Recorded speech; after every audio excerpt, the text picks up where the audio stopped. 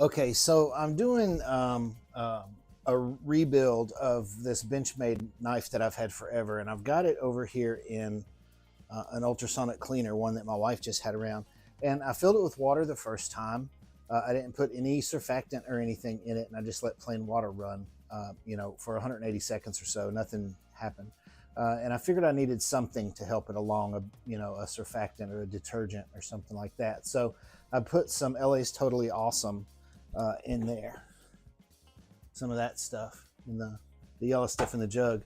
And so as soon as I turned it on, I turned it off immediately because the response was instantaneous. So just watch. And I've let this run for 180 seconds in plain water already, and for about just 1 second or two in this solution.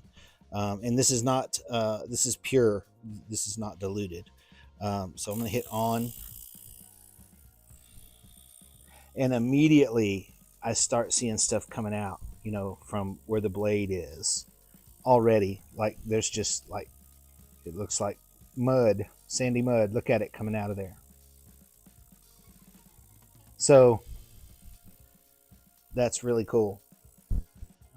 So if you don't have an ultrasonic cleaner and a bottle of LA's Totally Awesome, and you ever tinker with things that you want clean sometimes, and if you do car parts, you probably want a parts washer, and you probably want a big ultrasonic cleaner with the heater and all that neat stuff built in. But for just hobbyist use, I'm pretty satisfied with the way that's working. So we'll get all the gunk out of there, and then I'll finish polishing it up and provide more details about the knife and what I'm doing to it.